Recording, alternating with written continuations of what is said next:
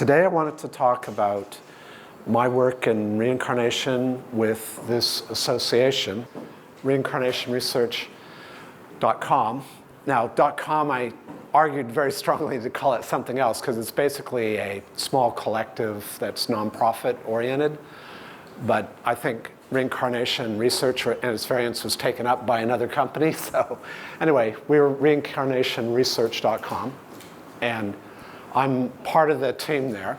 So we're an international collection of researchers, writers, and citizen activists who are looking at evidence of reincarnation from a scientific and kind of responsible stance. We just don't make stuff up about reincarnation. We actually research cases. We have a Google site. We're on the web, and you can find us under reincarnationresearch.com. So today I thought I'd introduce you to the history a little bit of the scientific approach to reincarnation research. It's kind of interesting because for the last, I don't know, since 1960s, it's been kind of a one-man show with Ian Stevenson, who is formally, he's deceased now, but he was a lead psychiatrist at University of Virginia Medical School. So he devoted, starting in the 60s, his life to uncovering evidence for reincarnation. He, over time, collected 3,000 cases over like a 4-decade period. He went on many tours around the world and worked with scientists and researchers, Buddhist monks, Hindu monks, Christian curates around the world to collect evidence of reincarnation. I like to think of him as a real kind of international ambassador for scientific study of reincarnation. He always claimed in the 3,000 cases that he collected and then he wrote papers on for mainly scientific journals that he had collected evidence that suggested reincarnation, but he never approached the colleagues in the United States in a way with bland statements or kind of forceful statements that, yes, I've solved the issue of what happens with life after death. He never claimed to have proved his thesis that reincarnation would probably explain more anomalous cases of young children who could speak foreign languages or young children who had memories of previous lives. His view was that a good scientist collects data, and then over time, the data forms into a systematic pattern. And so he was always very careful with the big medical journals anyway to say that he had data that pointed to reincarnation. And I'm thinking, my thinking, and as well as some of my colleagues in parapsychology are thinking that, hey, maybe this is time to really say it's a very strong, even theory now for reincarnation, not just helter-skelter disparate data. I'm going to kind of whirlwind through this history because reincarnation has been out there, especially in the religious texts and in religious traditions, for a long time. And it is very, very prevalent. If you go back to early anthropological work, it's existing in many cultures, the idea of reincarnation. Even predates Christianity. So apparently, if you go back far enough, the Upanishads is like, I don't know, 4,500, 5,000 years old. It's mentioned in there. And if anybody has read or looked at the Bhagavad Gita, it's in there. And I think that's like, 3,000 years old. So the idea of taking on new bodies, die, take on a new body, you die, and then you take on a new body with some kind of directedness by a spiritual entity that directs it, which is you, but in spirit form, has been around a long time. And I've been doing a little bit more encyclopedia web searching, and apparently Socrates, Plato, and Pythagoras had, if not forthrightly said, reincarnation's there, they hinted at it. Indigenous cultures, it comes under different terms if you read up on indigenous cultures, but if anybody's from an Aboriginal background, I understand many Aboriginal tribal groups in Australia have some idea of reincarnation. Yeah? In the 18th centuries, that would be the 1700s, you had Freemasons, you had Rosicrucians. Apparently, I don't know this group, the Bavarian Illuminati. There were like sex cults that were kind of not quite Christian that were looking at this. If you go back to France, for some reason the French Albigensians, has anybody heard of Cathars or Cathars? So they were an offshoot of Christianity that were in southern France, and they numbered several hundred, if not a few thousand. And when the Catholic Church found out that they believed in reincarnation, were preaching reincarnation and meditation, and that you could get into touch with previous lives, unfortunately the church hunted them down and killed like all of them. So it's got a kind of a heroic history if you read up and type in the word Cathar into the web. Anton Mesmer helped develop hypnosis, and back then he called it mesmerism. And apparently he noticed that there were people, when mesmerized, who'd fall into trance states. And so some of them would report past life experiences. Emanuel Swedenborg, has anybody heard of him? Yeah. He actually, I didn't know this, but doing some more research, he founded mystical Christian Neoplatonism, which eventually became spiritualism.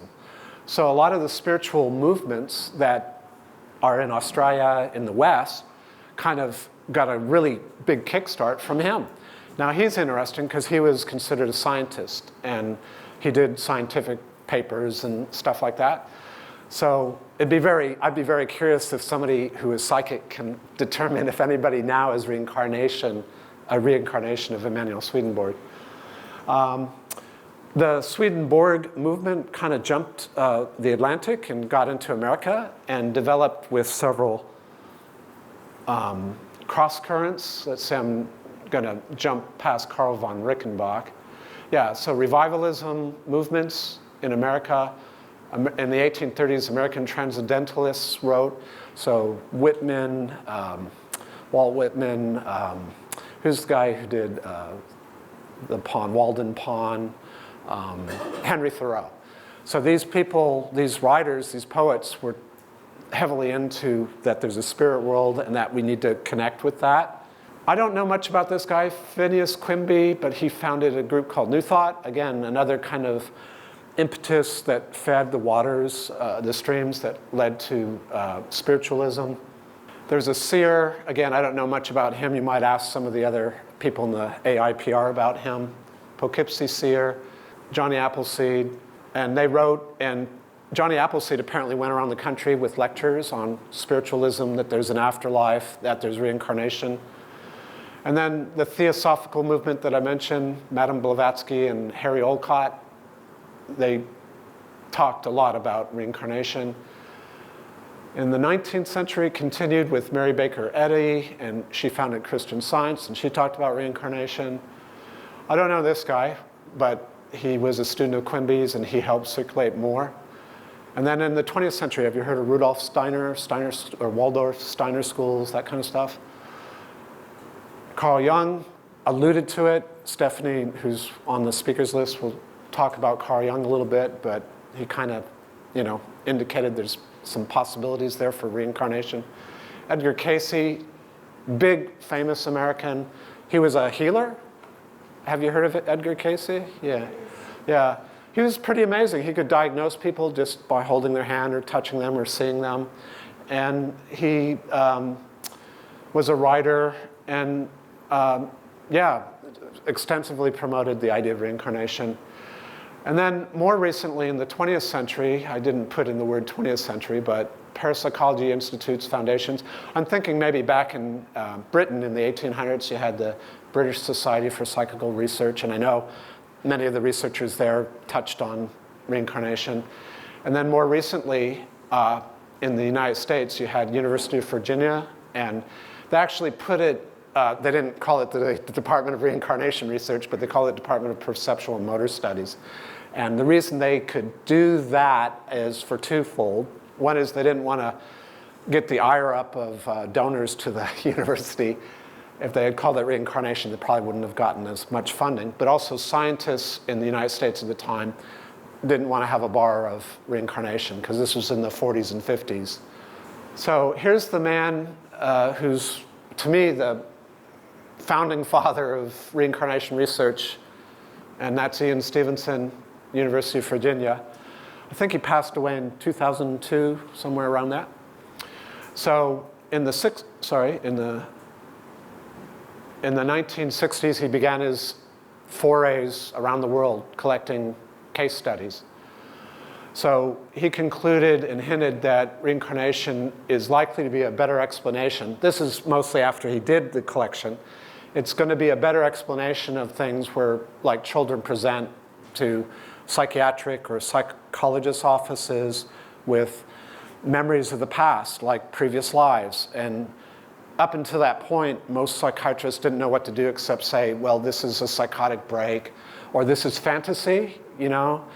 And children sometimes have like little playmates that they say, well, actually that was like back in the 1700s in France, that's my playmate from then.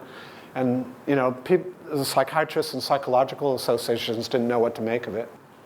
Until recently, his work was unrecognized, so you're part of the recognition now that's happening. So how did Stevenson basically formulate his cases? He was a bit of a forensic, he was almost like a Sherlock Holmes kind of guy, and he'd collect cases. So, you know, he'd go and he'd interview the child of interest. Even before he interviewed the child of interest, often the parents would ring him up or write him a letter, usually back in the 60s, write him a letter, because that was before email. And they'd say, hey, our mother in the family here has gotten this dream, and we've given birth to a kid, and the kid is saying that he's lived in the 1700s in France and died, and this happened and this happened. And he thought that was just very worth investigating. So he would actually arrange for either the parents to visit him, or he would visit the parents. And he would interview.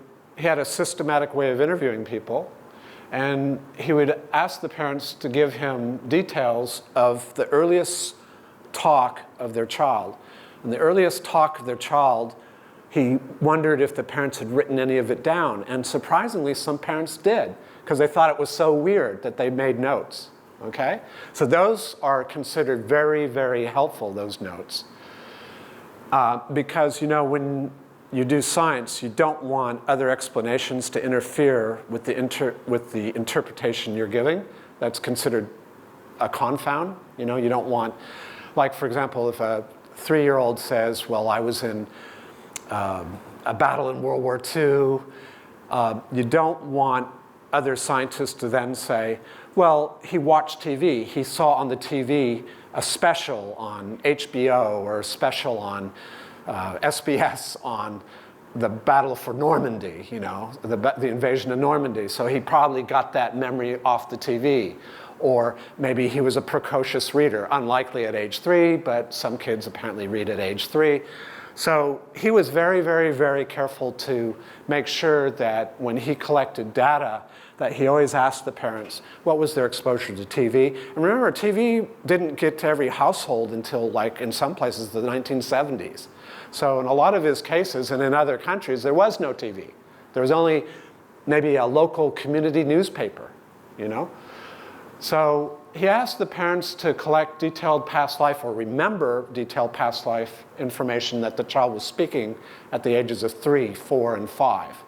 And so all his data, or most of the 3,000 cases, are based on either the parents' memories or relatives, either siblings or uncles or aunts or grandparents, their memories of what the child said at ages 3, 4, and 5. And if they wrote it down, that makes a really strong case. And if they have photographs or demonstrations or home videos of the kids acting like a soldier in 1700s France, that's even stronger. Now, what's interesting is when he went out to different countries, you know, some of the kids would say stuff like, actually I was born, 20 years ago in a nearby village, and here's the names of my parents. And the kid, who's only 3 or 4 or 5, would say, my dad's name was Faoud, my mom's name was Nijidia, and they lived in a village called Fermata. And the parents wrote all that down. And so when Stevenson went there, he would sometimes say to the parents, have you taken the kid there yet? And if he was in good luck, or if the parents were not able to make it to that village, he said, fantastic, can I take your kid to that village, and we will talk to the family that the kid is saying he used to belong to in a previous incarnation. So you got to kind of think timeline here.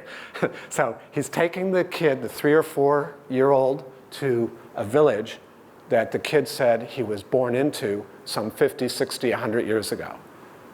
You get the picture here? He has to travel with the kid back to the village and reconstruct what the life was in that village for that kid. And he's very careful to ask the parents, did the child have any precocious reading ability? Did the child see on TV anything about that village or about that family? So if that was the case, he would discount that case and put it at the bottom. It didn't make it to the list of 3,000. It was considered a tainted case. So he tried to collect untainted cases. Yeah? So the really interesting thing, I'm on number 4 here, is when he, Stevenson, and the interpreter, sometimes he had to bring an interpreter, brought the child to that village, the family, and sometimes the kid could say, that was my house. That was my house in a former life. The child sometimes could find his way to the house without any prompting. And when the people in the house met the child, remember, only 3, 4, or 5, the child would say, that was my former mom, and name them by their name. So Fajida, that's my mother, Fajida. And Stevenson would write that down. He documented everything. And then the other members of the family would come out, sisters, brothers, so that would be the kid's former aunts and uncles. And the kid would point to them and say, that's so-and-so, that's so-and-so, and that's so-and-so. Again, Stevenson would write down the hit rates. And the hit rates were very high, like 80, 90, 100% right. Amazing. Often the child would demonstrate after, well, I have to say, the shock sometimes happened. So the shock was to 2 families. One is the family in the present lifetime that the kid is from would be shocked. And sometimes the family that the child would be visiting in the other village would be shocked. But in those cultures where reincarnation is acceptable and part of the culture, not much shock. And, oh, this is really interesting, would say the parents in the other village. This is really interesting. Let's pull out some photographs and see if he can identify his cousins or her cousins. And the kid had very good rates of identification by first name, usually. That's my former cousin on my mother's side. That's my other cousin on my father's side. And the child, that's, again, 3, 4, and 5 would name them. So after a while, I think Stevenson might have acted as a bit of a mediator, because sometimes families accept the child's present family accepts the fact that the child may be a reincarnation. So in Western cultures, I think Stevenson had to do some fancy footwork to let Western moms and dads know that this is an unexplained phenomena, but don't worry, the child usually adjusts. And indeed, most of the children adjust. So that's the good news in this. Because those of you who are, is there any counselors or psychologists or psychiatrists in the room? Because sometimes people fear reincarnation, the idea of reincarnation, because they think, this is no longer my kid, and the kid's going to leave our family. So Stevenson acted as a bit of a mediator, and he was a psychiatrist. So bless his heart, bless Stevenson's heart to the extent that he and his colleagues let the family know that usually the child is quite flexible, And that leads me to point number 5. The child would demonstrate sufficient knowledge that the family in the other village often said, we do believe you are our kid from a previous life. You were the patriarch, or you were the father, or you were the mother in our family in your previous life. So it's very interesting how that works. So now this is another researcher who is a doctor who I know personally, and I work with Walter Semke on collection and analysis of reincarnation cases myself with Dr. Semke. And he published a book about 8 years ago called Born Again. And you'll note the title here. It says, Born Again, Reincarnation Cases Involving Evidence of Past Life with Xenoglossy. That means being able to speak another language. Research by Ian Stevenson. So what he did, what Walter Semke did, was to collect data from the 3,000 cases that Stevenson had and reformat them and make them understandable to a lay audience. So, Stevenson's stuff was very analytic, scientific, for journals. And so what Walter did was recast them in an understandable form. So this is now on, Amazon.com. You can easily obtain it. It's in Dymocks, I think. So it's interesting. The cases that Walter singled out were quite striking in that Walter added the idea that facial features would be repeated across lifetimes. So it's not the only indicator of a previous life, but it's one indicator. You follow what I'm saying? So what he did, like this one here, that's the actress Halle Berry. Her face, Walter, and her life, her current biography, is very, very similar to an earlier actress. And Halle Berry is mixed race. She's mixed heritage, African American and something, and Caucasian. She had some major issues getting nominated for an Academy Award because she was in several films. I haven't seen, I think, any of her films. But she finally got, I think, an Academy Award. In the previous lifetime that was compared to hers in Walter's book, there was a similar actress with similar features, but she faced constant racism and discrimination. So when Walter wrote this up, and I don't think Stevenson's original case study mentioned this, Halle Berry had to complete a mission that the earlier actress, and I forget her name, but she was a Hollywood actress, this earlier actress never got to the level of acknowledgement that she wanted, but Halle Berry did. So there's an idea there in reincarnation theory, at least according to Walter Semke, that reincarnation sometimes happens because we're trying to complete a mission from a previous lifetime. Yeah? And to me, it kind of makes sense, because if you think of your present lifetime, if you don't finish your degree or you don't get married by a certain age, you kind of want to do that and you can't, you're frustrated, right? I say here, reincarnation research, new methods for testing an old idea. And in the 1700s, 1600s, people just said, I'm having a vision, and I was so-and-so in a previous life, and they would just spew it out. There's not any way to confirm it, you see. But now we have ways where we can actually go to families, and the kid, as I said before in Ian Stevenson's work, can actually point to people and name them without any reasonable explanation why they can name places or people or even events that happen in that faraway family. So what Walter does now is, in addition to what Stevenson does, he gathers evidence from those faraway places, and sometimes those faraway places don't exist anymore. It happened 200 or 300 years ago. But what we do have, and what Walter does access, are photographs. And in some cases, before photography was invented, because I think it was, mid-1800s, you had daguerreotypes, 1860s, are there any photographers, Lance? 1860s would be when photography got, kind of invented with silver plates and stuff. But before that, we couldn't find faces. We couldn't find replicas except in two areas. Hand drawings, like pencil drawings, like, that artists do, in paintings, portraitures, and sculptures. So what Walter and others are doing, and I do it too, is I scan the internet for facial features and biographies, written lifestyle, life histories. And if we feel that there's a match, and Walter, I would call him psychic or intuitive as well as being a doctor, if there's a match, then we pursue it and we investigate it. And then Walter and his team converse and say, yeah, we're going to pursue this one.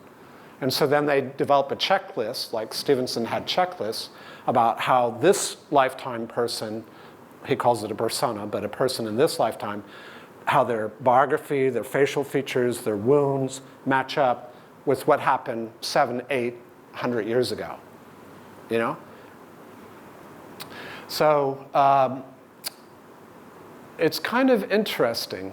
So by interesting, I mean, the birthmarks was one thing Stevenson was keen on finding. So if you have a previous lifetime where the person was violently killed, and that could be from a bullet wound, a hatchet wound, a spear, whatever, Stevenson was very meticulous in finding the present person and seeing where birthmarks were, or where, if they're born with a congenital deformity, where missing limbs or missing things like digits or toes were. And then he would compare that to the previous lifetime. And sometimes he could get the previous incarnation's autopsy report or photographs of the deceased on a slab in a mortuary. So he could compare the earlier death marks with current birthmarks. Does that make sense? And they match up in location and extent. And I'm not an expert on skin or skin tissue, but generally birthmarks are an unusual thing. They're hard to classify. Sometimes they say not an epidermis, but keloid. They have all these weird terms for birthmarks. They aren't typical tissues. They're unusual tissues. And as I said before, when he could compare this lifetime to previous lifetime, he would find that the child, the 3 or 4 or 5-year-old child, could remember faces from the previous lifetime and remember places and remember events from the previous lifetime. He also found that in many cases, the current child would have phobias that, when he traced it back, seemed to match injuries or major events in the previous lifetime. So I remember one, the Khadegi case. Khadegi, I'll come to in a minute. He was a young 17-year-old in, 1930s Lebanon, or 1939, somewhere around there, and they had sports cars that just came into the country. So he got into a sports car, and his friend drove him near the cliffs along the Lebanese coast, and they spun out, and Mr. Khadegi got killed back in 1939. And then 10 years later, there's a birth in Lebanon to another guy named Jurdi. And Jurdi has this fear of not only fast sports cars, but red fast sports cars, which is the same type of vehicle that he died in. So whenever there's a red sports car coming his way, even though he's like a 25-year-old, Jurdi now startles. But he doesn't do it with any other cars, and he doesn't do it with large airplanes or helicopters or gunshots on the television set. He doesn't startle, but he does with red sports cars. So those kinds of very specific, targeted, unique phobias are also indicators that there might have been some kind of previous personage that had a major life-threatening event that's now carried over to the current lifetime. So in addition, and I'll get to skills in a minute, in addition to skills and personality and faces, you also carry major fears and traumas. Now, Walter's unique in that he, I don't know how much of you, well, you're just going to have to accept that Walter is a psychic. So he talks to a spirit being, and the spirit being's name is Atun Ray. And Atun Ray claims to be able to see, like centuries back. So Walter has found through collaboration with Atun Ray, his spirit guide, that people tend to also rebirth in dyads and groups. Now, I'm not a huge historian of Theosophy or reincarnation, but I think Walter is one of the first to talk about this idea of we reincarnate in groups.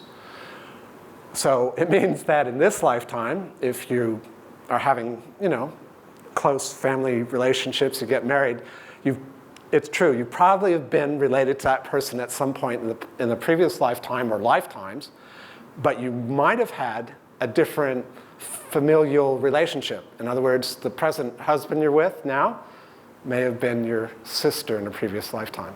Yeah? And a lot of people have trouble with that. I know when I first heard that, I went, oh, you mean my present wife might have been a brother in a previous lifetime?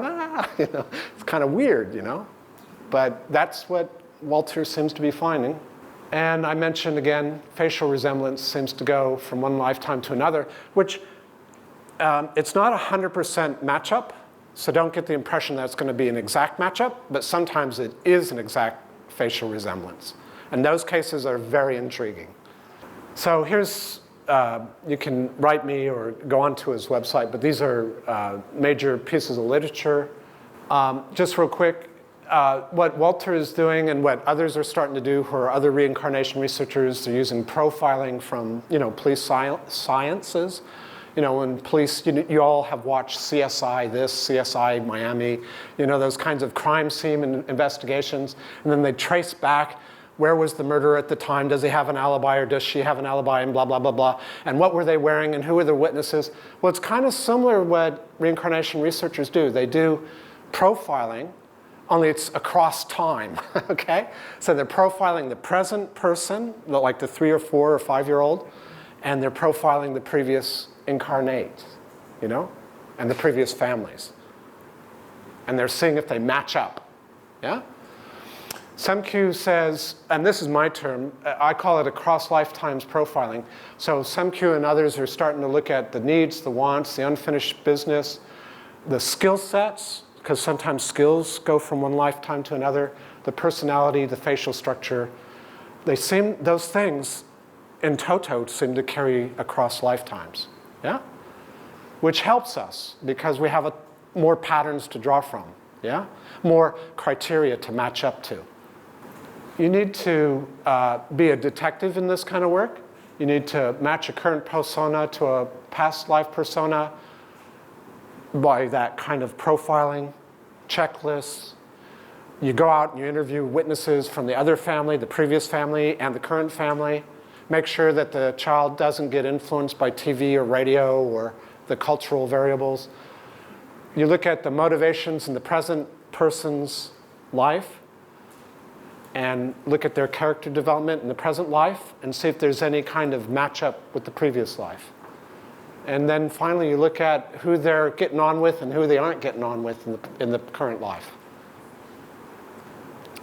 And then if you get really into this, which this second one here is problematic, if you're going to do DNA analysis, Walter has a theory that if you extract the DNA of the person who died some 50, 100 years ago and compare it to the current person who's incarnate, that there'll be a very, very high matchup on the DNA.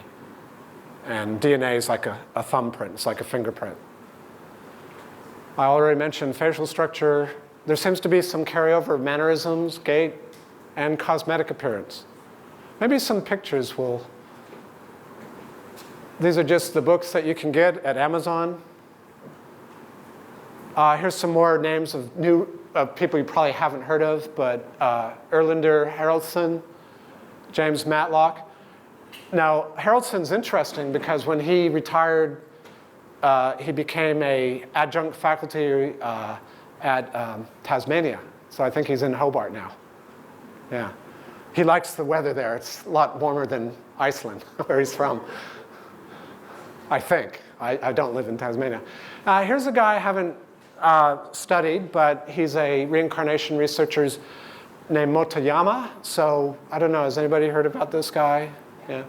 So real quick, learn skills. These are general principles, again. Learned skills remain intact across lifetimes. Personality traits seem to go from one lifetime to another. There's a bit of a gender swap, but only in about 10% of cases where you can change your gender. Now, where it gets really radical is you could be a Muslim in one lifetime, but a Christian in the next, and a Jew in the next. So there seems to be a lot of swapping for religious and I would say violent, victim-perpetrator roles. There seems to be a lot of swapping over. So that reminds me, those of you who know about karma, there seems to be some kind of mechanism there for balancing out. If you were violent in the last lifetime, you might be a recipient of violence in this lifetime. Make sense? Yeah. Now these asterisk ones are kind of important because there seems to be, at least according to Dr. Walter Semke, a spirit intervention, and especially certain people seem to pick up on their lifetimes. Certain people, like these 3, 4, 5-year-old children, not every 3, 4, or 5-year-old will have memories of previous lifetimes. So why do these particular children have memories of previous lifetimes and not others? And Walter thinks it has something to do with there's some kind of spiritual intervention. So I'll let you think about that. Maybe during the break, talk to me about that. And Walter has this interesting bit of information that you once in a while get split incarnations. So a spirit, maybe your spirit in the future, can split into 2 halves and have simultaneous bodies in the next lifetime. Yeah? I agree with a lot of writers that their intuitions and creative output, you guys have heard of my muse or my inspiration. Some writers will actively say, my muse is a spirit, you know? And they'll say, my creative writing, my poems come from another source, a higher source. So here's some quick photographs of parallels. Now there's the Kadegi guy I mentioned about the sports car. So that's the more recent adult in the present era, and that was his deceased reincarnation, earlier incarnation there in 1939. And this guy had, as a 3, 4, 5-year-old, detailed memories of this guy when Rashid was in the sports car, and what he could name the beach, he could name the color of the car, he could name the driver of the car. So this guy, as a 3, 4, 5-year-old, could recount his death to his parents when he was this guy, like 40 years earlier. The Kadegi family accepts Daniel as the reincarnation of their son, that guy there, Rashid, because of Jurdi, this guy. His memories were exact indicators of this guy's life. When this guy was 3, 4, and 5, he could say exactly what this guy liked to eat, you know, what his favorite playthings were, and also how he died. Yeah? Stevenson revisits Daniel, this guy, in 1998, and then notices how strong the features are. Now, that's not the best representation, but in his book, you'll see more exact pictures. Here's one from Burma. So this lady died in, say, 1925. I may not have the exact date of death, but I'm pretty close. And there's her sister. So these were sisters, 1925. And then 40 years later, 65, her name is Sao is born, and Nuyat are born, and they're fraternal twins. And they seem, according to the experts and the families, the same traits, the same likes, and according to Stevenson, they actually have, it's hard to see because these are older, but they seem to have the same facial profiles, he calls it architecture, of the earlier incarnations. I've been bothering Walter Semke to get a program, like an algorithm, that gives you a % matchup, you know, because then we could have a little bit more science here. Because, you know, some people would say, well, no, they don't look anything alike. But it's kind of hard because you have an age difference, too. He noticed, Stevenson, that in twins who are reborn now, that in previous lifetimes, they were either siblings, close friends, spouses, or cousins. So that gets back to the idea that we reincarnate in families, and we have to complete some kind of relationship work from incarnation to incarnation. So this one I'll play. This is became a famous Stevenson case, and I'll probably end here. He died in World War II. Can't get out. And I said, well, who's the little man, baby? And he goes, me. I thought Bruce and I were just gonna faint. They questioned, what kind of plane?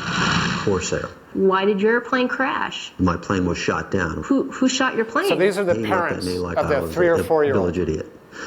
He said, The Japanese. where did he take off from a boat? Do you remember the name of your boat? He said, Natoma. And his name? He always said James, but his name is James. Stunned by his son's words, Bruce tracked down veterans of the USS Natoma Bay. I wanted to disprove it. Columbus, Ohio native Leo Pyatt served on the ship. He asked a few questions about, did I know some of the people? Oh, yeah, I remember those people. Yes, there was a Jim Houston, a rather large shell.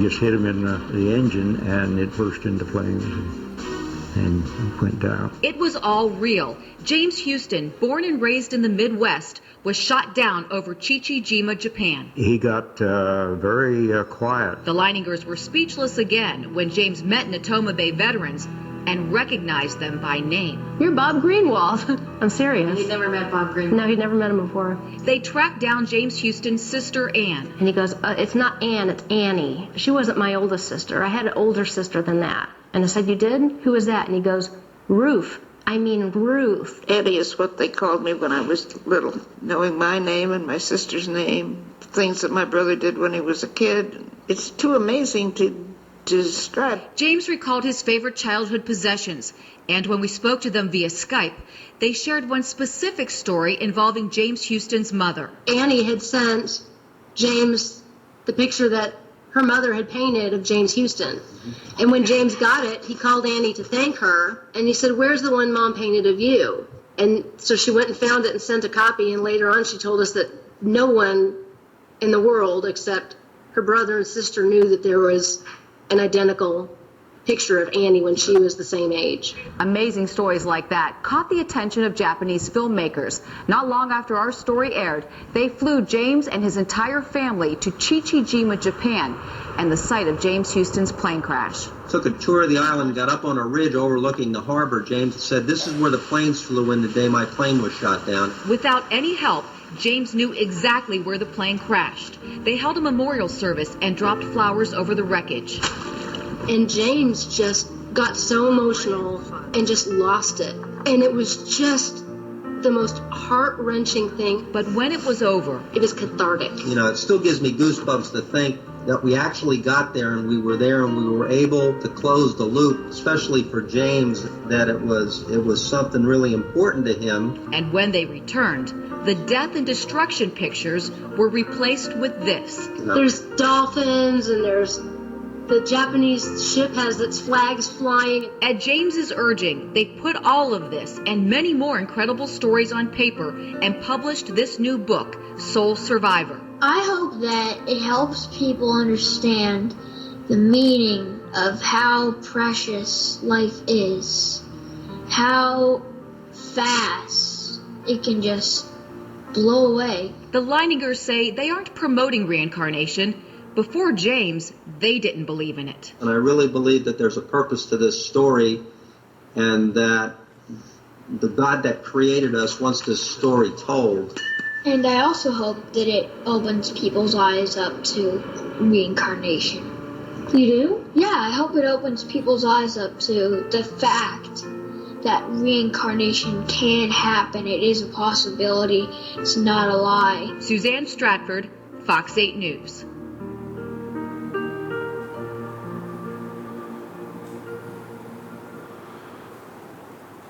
So I think this one was one of his best cases, Ian Stevenson's. It's kind of moving. it's really interesting that James Houston back at Iwo Jima or Chichijima was named James. He was actually James II. His father was James I. And then this boy you saw up here, his name's James also.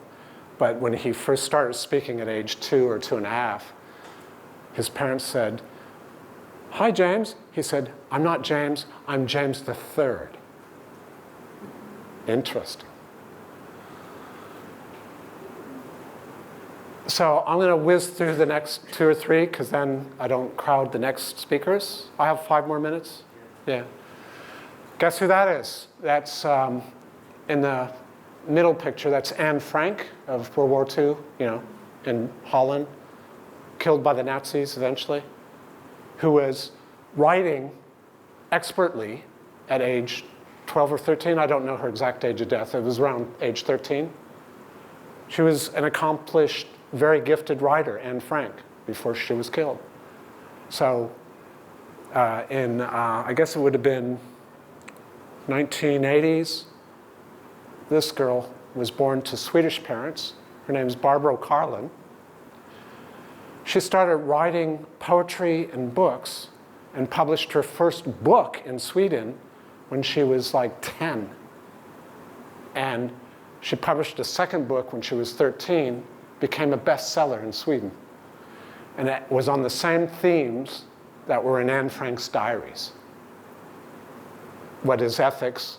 What is justice? What is light? What is darkness? Great moral themes of our times. This girl, between 9 and 13, was writing very similar themes to Anne Frank. This is Barbro Karlin now. Actually, that's about 8 to 10 years old, but she's an adult now. She believes that she is the reincarnation of Anne Frank. Her parents now believe she is the reincarnation of Anne Frank. Her book in '96 cites themes that makes Walter and other reincarnation researchers believe she is the reincarnation of Anne Frank. Buddy Elias, who's the last living relative of Anne Frank, some kind of, cousin second removed, because her family was killed by the Germans in World War II. Buddy Elias believes she is the reincarnation of Anne Frank. Semke notes facial features as well as the literature angle. What Walter points out is, like Stevenson, it's really interesting that there's a change of religion because Anne Frank was a Jew, Barbara is a Christian, and yet the same kind of life and death and moral themes come up. So that led Walter to wonder if reincarnation research could be established, whether we all might be a little bit a gentler race of humans. Because if you're the perpetrator in one lifetime, you could easily end up being victim next time. If you're a Jew this time who doesn't like Christians, or a Muslim, if you're a Jew who doesn't like Muslims, in the next lifetime, you may be a Muslim. You see? It's like we're quite flippable. It's like buying a home cheap and taking on a new home later. This, I'll end on this one. This is Jeff Keane, current lifetime as a Massachusetts fire chief of a fire brigade. So he's walking like 20 years ago down a street in wherever Antietam is. I think it's West Virginia. There's a Civil War site, and he has flashbacks, in his mid-30s. And he starts crying, and his wife's saying, "What's wrong?" He's saying, "I'm being shot multiple times, and I see Confederate soldiers coming over the hill in this nice park we're in." So after he staggered back to the, what do you call the little center where you sell the books at, in national parks, they usually have a little bookstore with art and books. So when he gets back to the art and bookstore in the national park, a book is sticking out saying, "Battle of Antietam. Who were the players?" And he goes over to the book, and he just, like most people do, just thumbing through it, and he sees this general named Gordon, and he freezes, and he starts crying again. There's General Gordon, Confederate Army. I don't know about you, but facial features match up immediately. But more strikingly, when Jeff was, this guy was looking through the book, he focused on this word, not yet, supposedly said by John Gordon in John Gordon's own diaries, because Gordon was recording the Battle of Antietam. He, fortunately for him, survived it with like 5 bullet wounds, and he was a cripple after the Battle of Antietam, and he wrote a diary, and Jeff is keying in on that word, not yet, but when Jeff experienced his original emotions at Sunken Road, he heard the voice of Gordon in his head saying, not yet. So the not yet, those of you who think symbolically or Jungian, could mean I'm not to die yet, but it was also him saying to his troopers, don't shoot, like don't shoot till you see the whites of their eyes. Because remember, the Confederates were mortal enemies of the Northern Yankees, yeah? So linguistic analysis, they had the same writing style because both men left written diaries. This guy's written a book on his reincarnation. I forget the title of it, but if you look up Jeff Keane, you'll see it. And Walter believes there was some kind of spiritual intervention which led Jeff to take that trip, that holiday, to Sunken Road at Antietam for the purpose of telling him what his spiritual essence was. Yeah? So there's one, oh, just real quick, just I have to mention it because I found this one. You guys know Ludwig Leichhardt, after which about 20 places in Australia are named. He was an explorer, went over in his last trip, went over from Sydney. He got a lot of people excited, went from Sydney up, I think he probably went through Queensland and over, across. He was trying to make it to Western Australia, but somewhere in Western Australia, he and his crew of 7 disappeared, and their pack animals of 15, 7 camels, 8 horses, they disappeared. So while I was reading about this in Australian magazine, I don't know if you could call me a psychic or intuitive, but I was telling my colleagues here that when I get an intuitive impression that I wonder if there's a connection, a reincarnation, the hairs on my arms stand up. I don't get a vision, like some people get a vision or a voice, but my body hairs stand up. And that's what happened with me researching this one, is as I read about Ludwig Leichhardt in the 1860s being lost on his last expedition, I wondered who's writing about him and his expedition, and it turned out to be this fella here, who's an ex-ANU professor of anthropology named Darrell Lewis. So there's Darrell Lewis on the left, Darrell Lewis on the right, and Leichhardt in the middle. And not only their faces and their hairstyles are similar, but their writings and what they did with their lives in terms of exploration are exact matches.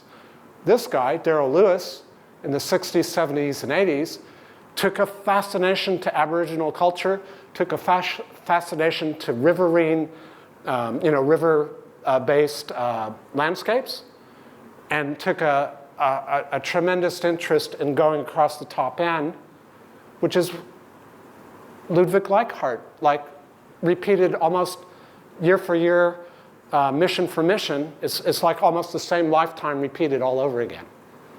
So anyway, you might check out the book, Where's Dr. Leichhardt? If you get a chance, go to a parapsychologist guy named Jeffrey Mishlove. He talks about reincarnation quite a bit, and Walter is on his website. These are spirit photos from beyond. There's some more matchups from Stevenson's work, more matchups.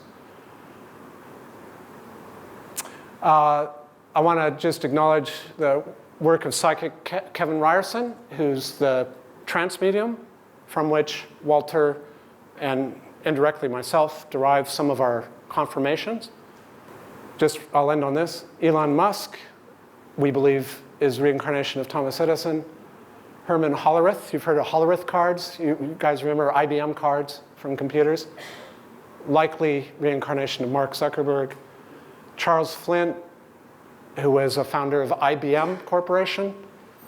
We believe this is reincarnate. He is reincarnated now, or his spirit is. Sent a projection down of Sean Parker. You've heard of Napster, or what's the other one? Spotify, Facebook. This guy was the first president of Facebook. So, don't know how much of you want to go back to the Bible or to the Bhagavad Gita, but there's quotes in there about reincarnation. And I'll just say thank you to Spirit of Ian Stevenson for being such a diligent, hardworking guy. And my thanks to Dr. Walter Semke, James Matlock, Dr. Motoyama, Erlen Haraldson, and Jim Tucker. These are the leaders. So if you want more information on reincarnation and scientific reincarnation, these are the guys. And they invite you as citizen scientists to observe your grandchildren or young toddlers. And if you hear them speaking in another language or demonstrating lives from the past, contact Walter at his website. So I'll just say thanks for that. I'm done. Yeah.